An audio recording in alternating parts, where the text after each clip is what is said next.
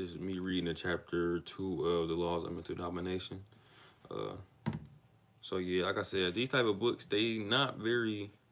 It's not. They're not very. They very hard to read, and not hard to read in sense of like it's like a crazy length. It's like in the sense where you need to actually practice these things, right? And of course, I think I'm just gonna release all like me just reading them out, just because I know these are like books that's like very interesting. They very people actually like them and they actually like very informative. And because I'm gonna read through them all. Uh, like I said, eventually I'm just gonna drop like a regular video of me actually like speaking about my experiences like using some of these laws in like my regular life, right? So it's just me just this really like the lives of me reading this book is just so we can so I can go through the book with people really. So yeah, and me just to add on any of my own little small points there and there. But for the most part, yeah, it's just that.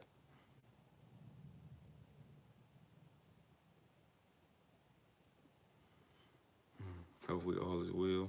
I just got this cool new necklace. It's peridot. It's cool as hell. I like it. Let me find the book. The bingo. I think one of the then I might do psychomancy as well, cause psychomancy that's a book I actually used. And I did some of the practices inside of there. I know I used like with just strengthening my will up and using my will, and but also like I said, it's just some practice I haven't done yet, and I just need better understanding because a lot of this stuff is like literally like if you watch it or more if you doing it, it's hard to really like grasp it, and it's like very hard. So you really need to take your time with it, read it over a couple times, and it will help you understand it better. But also you need to do the practice. If you don't do them, it's just a book to read, and it's like it's you can't really prove anything works, right? It's like the understanding, like really, like everybody, like everything works for some people. Not everything works. No, certain things work for certain people, and you need to know which method is best for you, and also if it works for you or not. So I think that's what the practices are for. That's you. I mean, of course, all these practices work, but you really just have to believe in yourself and believe that these work yourself. So, yeah. All right, let me get to this chapter. Chapter. It's gonna be a long one, so like I said, stay tuned.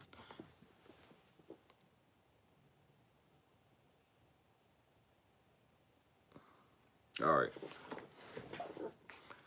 The second law, Kizuma, how to command the thoughts of others with picture, thought form command. Now you are ready for law 2 and its exercise. Study it well because this is one of the most effective of the 18 laws. It is the one of the staggering skills of the yogi, the power of the silent word. For everyday use, you seek a power to accomplish miracles, but a power to help you attain your goals in life. You seek a power to help influence others, to make more money, to obtain or to become popular admirably. To attain, you have to influence or command the thoughts of others. All thoughts, although the ages of men have ruled others by commanding their thoughts with oratory or with printed word. Remember, Mark Antony's speech. Other men have commanded the thoughts of others just as effective through awe-inspiring silence. The silent word can be a stronger instrument for commanding the thoughts of others than the spoken or written word. For one thing, it is undetected by the others, yet is carefully directed to him. He feels its influence and interprets it as his own thought. If your projected thought benefits him, it does not wait. If your projected thought benefits him, if it does not benefit him, he grows suspicious and resists your further telepathic attempts to command his thinking.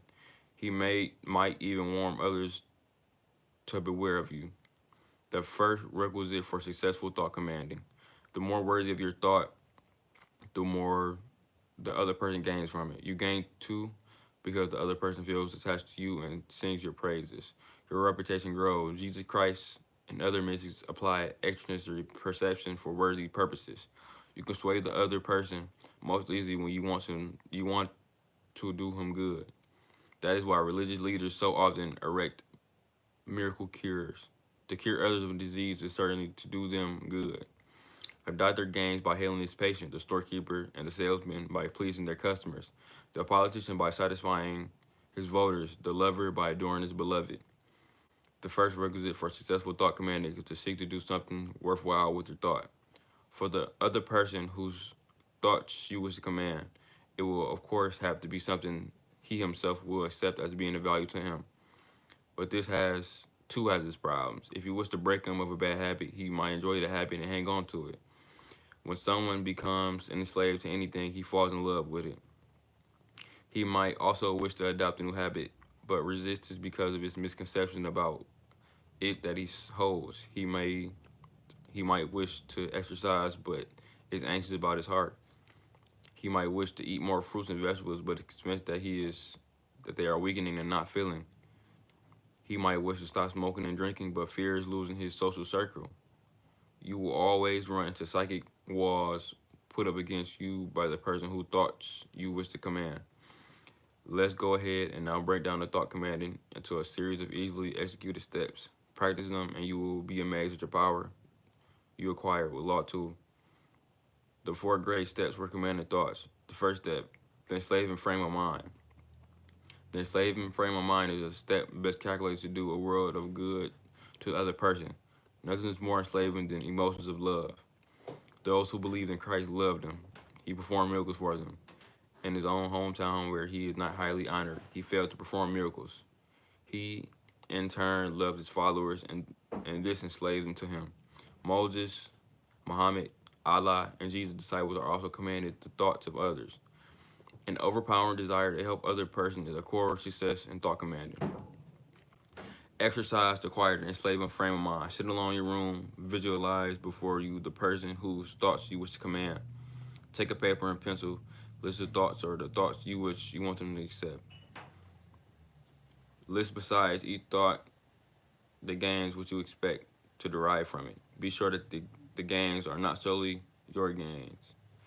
They have to be that person's gains, or he will sense the selfish motives behind them and withdraw outside your psychic control. If you are a salesman, for example, hope to profit from the sales. Obliterate from your mind all thought related to your profit. Replace it with the thought of advantages which the prospective customer will enjoy from your product. Should he purchase your product at your price, you will profit from the sale. So why keep thinking about your profit? Sell your merchandise first. Your profit or commission will automatically take care of itself. To sell the merchandise, think from it. Visualize it from it. Visualize him realizing these blessings and feeling grateful to you. Dedicate yourself for the moment to satisfying him. That is an enslaving frame of mind. It enslaves him to you. Do likewise. If you are a professional man, businessman, husband, parent, or friend, to enslave anybody to you, visualize them convincingly in the act of gaining from your thought command. Second step, the enslaving selection. The enslaving selection is just as necessary. You may earnestly desire to help an individual, but you may be commanding him with a thought that enrages him. You may be a doctor and you wish to stop your patient from smoking, but he may deeply resent such advice. You may be a parent and wish to prevent your daughter from keeping company with undesirable men, but she may or thinks she is in love with them. You may want to sell somebody a product that he needs badly, but which he cannot appreciate. These are samples of difficulties which you encounter every day. To command the other person's thoughts as you wish under such conditions is no easy task. The utmost tact and perseverance are necessary. Even if you do succeed, the instant you relax your thought commanding and the other person returns to his old habits. In the case of the love-blinded girl, it may be easier to transfer her to a distant school and let the absence and new interest finish her attachment for the undesirable man. If you're a salesman, you might have to resign yourself to selling your prospect something akin to what he likes. If you are a doctor, you might have to compromise and persuade your patient to smoke less.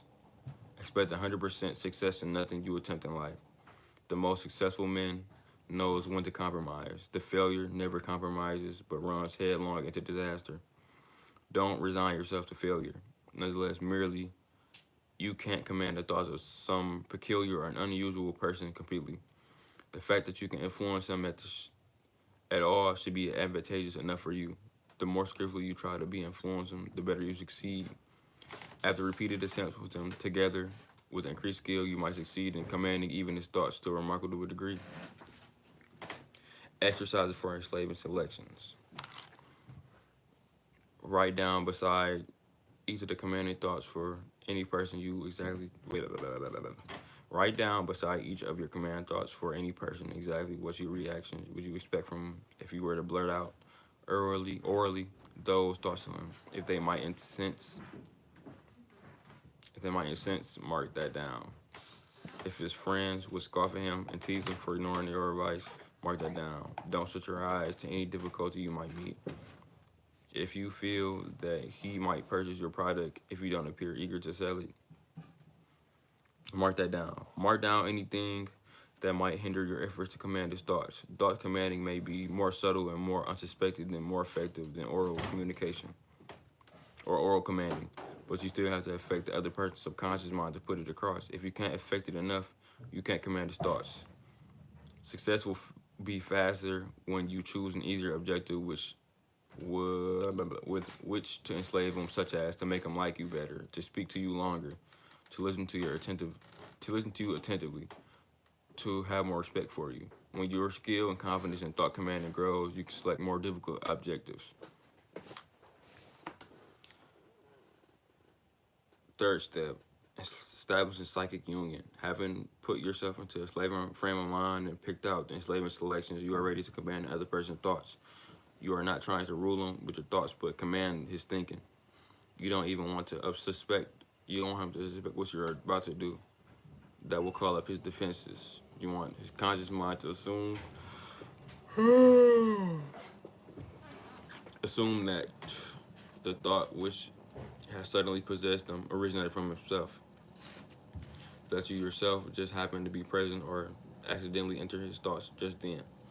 Thought commanding is an art of extreme subtlety. The least suggestion of force, coercion, hammering, insistence, or personal effort on your part thwarts it.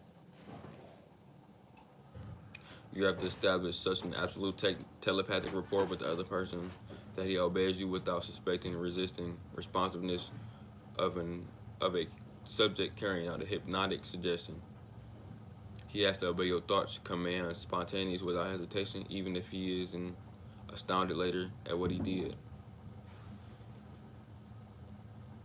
Exercise for establishing psychic union. Sit before your mirror in a room, pretend that your image is that of another person. Don't feel yourself with power to blast them off the scene. Just sit there calmly, breathing easily, and staring kindly at him.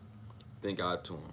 I want to do all the good I can. Putting your thoughts into a silent word suggests better to you, both of you. Still better, think out to him self-sacrificing sentiments. I ain't ready to do anything to make you happy. Your best interests are my main concern.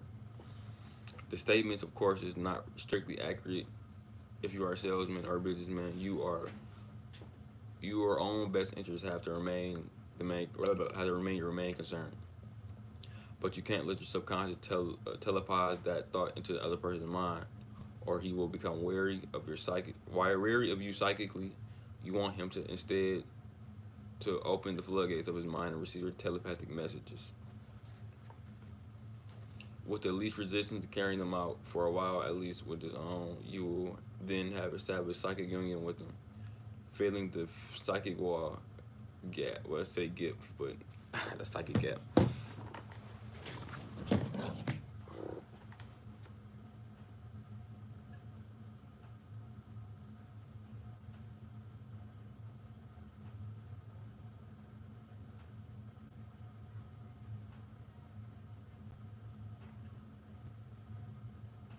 Oh damn, I'm missing my own part.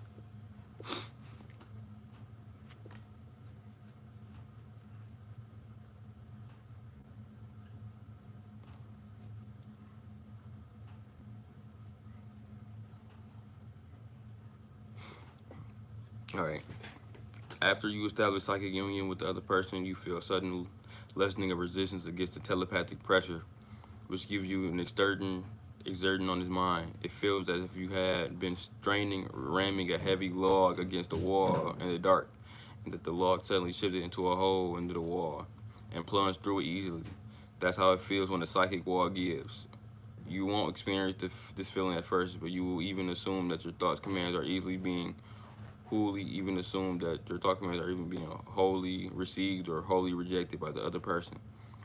If he is in your presence, you will be more aware of the psychic wall giving when it does. If you are telepathically inclined, you might be able to experience this feeling before. You have a, if you might have attended a public gathering and been uninfluenced by the other persons around you. A new face suddenly appears, and you are drawn so irresistibly to it. Its heart storms into your chest, and you can hardly breathe. Your tongue turns to lead, even though you are dying to talk to the person. Trembling, you are feigned disinterest in them. You let him or the person drift again out your life, perhaps never more to be seen, but to be eternally recollected with deep regret. The other person will more likely experience those same feelings towards you. That's why your reaction was tempestuous. Both of you felt that the other psychic wall give, and both of you were consequently thrown into panic. Master establishing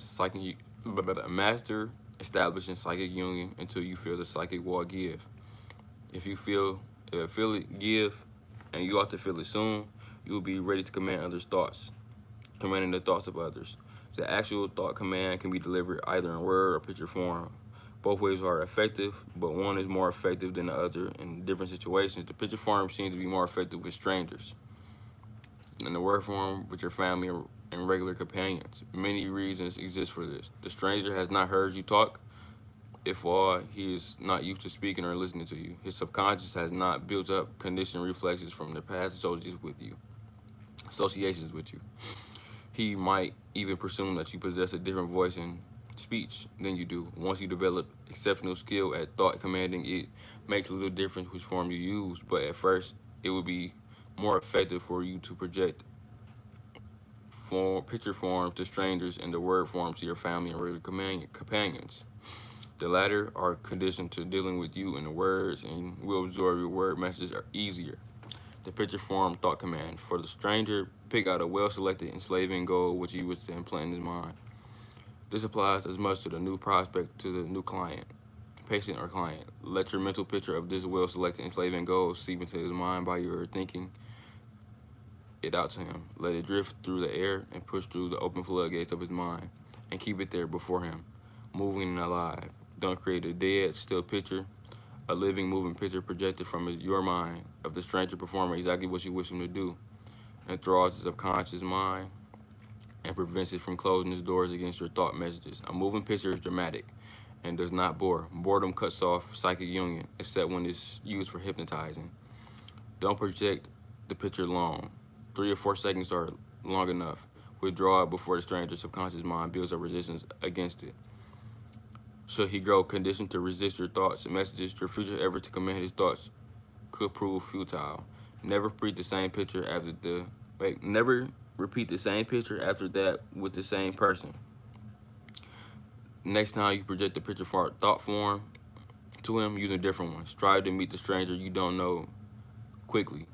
Quickly alter your thought command into the word form. Your picture form will soon fail to arouse him. The human mind promptly gets bored with the same thing. Study. Next, how Kizuma operates.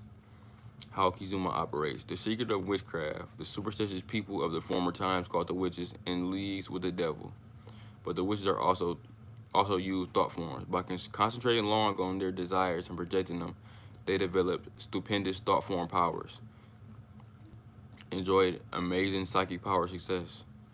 The methods they employed were revealed in their confessions. Practically all of them admitted they fixed their minds upon other people or upon the animals of these people, held a concentrated mental picture of these people or animals clearly before their minds, and they sent forth thought waves to them carrying the evil thoughts about them which they wished would happen to them. These thought forms were so powerful that they which succeeded in disturbing these people very badly mentally and very frequently bring on sickness. Other secrets of witchcraft. Another confessed method used by witches and sorcerers was psychometry. They procured articles belonging to the intended victims, held them in their hand to secure actual contact with their owners, then projected the evil thought form to them. The method proved most effective. Still, other witches molded little fingers of clay and wax in the general shape and appearance of their intended victims. They even stuck pins into them, cursed them daily. It was believed that these little figures possessed supernatural powers or attributes and brought on evil which the witch hoped for. But that of curse, of course, was not the case. The figures only provided the witch with a set target, towards which to project her thought forms, as well as help her visualize her intended victims more clearly and easily. They were equivalent to your own image in the mirror when you stare at it and imagine it to be another person in order to project more easily into your psychic power to them. The same results could be achieved with those props, although the props fill one with needed confidence. When you lean too hard on any prop, though you are helpless without it. But the prop itself possesses no power. It only brings you confidence. The fact that the prop itself has no psychic power, nevertheless, does not imply that you yourself have no such power. No such power. The same applies to witches. The fact that her clay and the waxer possess no psychic power in itself is no indication that she herself has none. But her power was not necessarily supernatural. It was obviously thought form power developed to an overwhelming degree. You can readily perceive what tremendous influence for good such a power can be. It can be used to help others conquer disease, to fill them with courage and ambition, to persuade them to make a wise decision. Arsenic is a deadly poison, but it also can be used as an effective medicine by the doctor.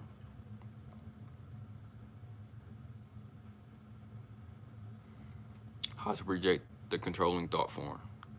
The thought form is more effective when Jack or Jane expect to receive it from you and will approve of it. If Jack is convinced, for instance, that you wish him well and wants to help him, he will be more receptive to your projection. If he distrusts you, his subconscious mind will block you out when it receives a telepathic message from you, whether or not he expects it or not. At the outset, that you will learn Kizuma faster if you already know Jack well and he approves of you. Suppose that Jack lacks confidence in himself, and you was feeling with it so that he can be a better use of his talents. Personal inspiration will help, but his gnawing doubts might reassail him, and after you two separate. Bridge this gap by intensifying the projected thought form you intended to throw at him. Stare at the picture of Jack or hold an article of his with your hand and visualize the scene involving him which you had wished to come true. If he suffers from inferiority feeling, visualize him bursting with confidence. If he is pessimistic, visualize him in a progressive, optimist, drawing success to himself from many directions. If he doubts his ability to succeed in undertaking, even to get a good job, visualize him doing handsomely when he applies. Now dispatch this perfectly conceived thought form into his conscious mind. Project to him a mental picture so that it lodges his mind, obliterates a negativistic picture of himself which he already holds. This projected thought form, though he will not remain planted firmly in his mind, the moment that you ease your projection, the picture starts turning vague to him. You have to project it to him again a few minutes later. Project your thoughts form again and again for about 10 minutes. Repeat likewise. Next evening, repeat it several evenings in a row, even if you're reasonably certain that Jack will be home.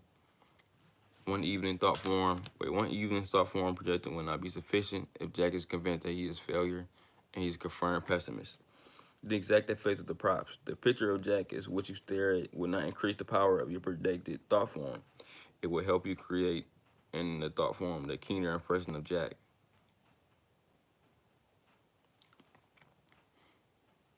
That will enable you to fashion the thought form more pointedly in the conscious mind, as he will immediately recognize himself in your projected thought form without his photograph right before you stare at. You might visualize Jack somewhat differently than he actually looks, as a consequence, might fail to recognize himself in your projected thought form.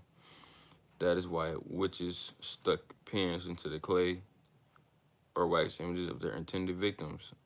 The pins and the clay, they overlook nothing that might add realism into their projected thought forms. Artists makes use of models for the same reason. Most of them can paint and draw excellently enough without models, but with actual models to guide their eyes, they can paint or draw more closely to the reality and still not limit the scope of their imagination.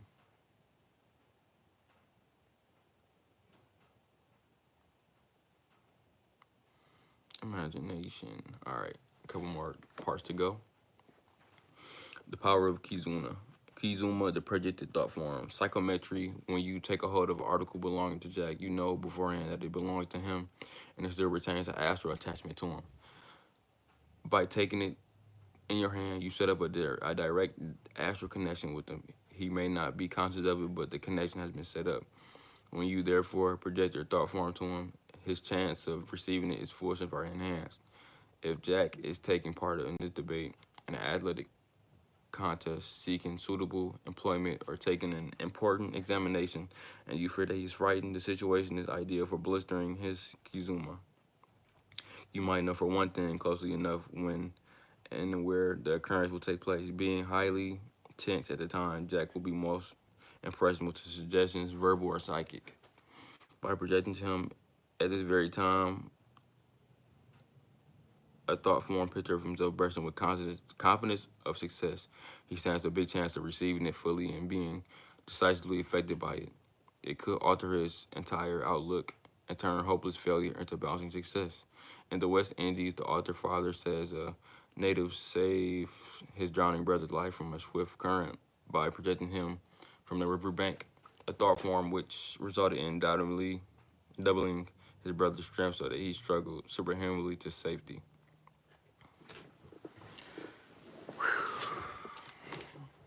Civilized black magic. Elsa, your neighbor, might despise you only because she envies your appearance, your position, your full crop of raveling hair. You habitually think about you and wishes you harm on your great loss. These steadily thoughts will not systematically marshaled against you. Whenever you run into her anywhere, you feel uneasy and unwelcome, as if she wished to avoid you. You even feel harbor a feeling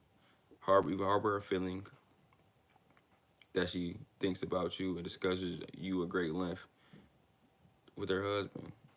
The staunchest soul cannot endure this steady battering of psychic poison day after day and not grow aware of it. Before long, you grow super sensitive about the situation. When a pebble bounces near you on the sidewalk, you swear it was hurled by Elsa. You feel increasingly unsafe and you feel very your very expression changes. Spiteful Elsa observes it, dislikes you all more for it, and wishes you still more harm. The vicious circle continues until it becomes impossible for you to live near her any longer. And remain your calm. Remain your calm, peaceful self. You have lost your sense of humor. You rage against Elsa and dread her. You glare at her wearily on the street. Your appetite deserts you, and you are restless at night. Even if you don't waste away, your vitality will be sapped, and your career day life will suffer accordingly. If that isn't black magic, what is? All right, this is the last part. How to neutralize civilized black magic. It is difficult to neutralize yourself from the steady stream of psychic poison emanating from Elsa unless you move from the neighborhood. Since you like the neighborhood, you have to make yourself psychic self-defense. Waste no time nor effort trying to stop Elsa's insidious thought forms from corroding your mind. The attempt that will only devitalize you, either blank out of your mind, whether with a thought vacuum or recall something pleasant, and let Elsa exhaust herself, pouring her malicious thoughts against you in your unreceptive mind. Exercise. Visualize yourself encountering Elsa on the sidewalk, instantly recalling to mind an exciting movie or baseball game you saw or listened to recently. Again, follow your favorite star athlete in the thrilling action or skillful movements. Watch intensely again with the tide turns against him and breathe easier. When he turns back, maintain this reverie for at least 10 minutes when you will long have forgotten Elsa.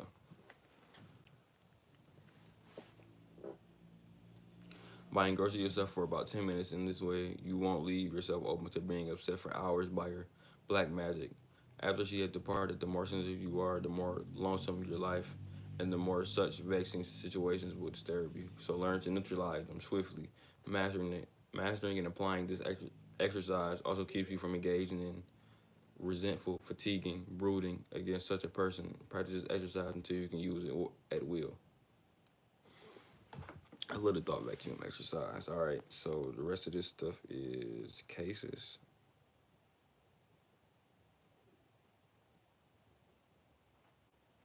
Oh, never mind. This is the last part for real. I'm gonna skip the case part, but I'm gonna read the exercises.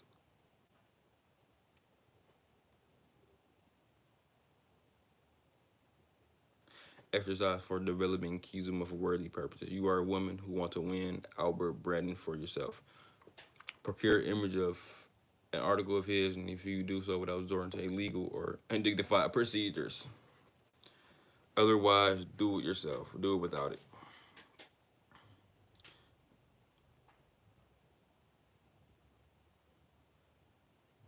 I'm not even about to read this. That's kind of dangerous, but I might do it on the next one. So yeah, if you like the video, like, comment, subscribe, and I'll see y'all later. Thank you.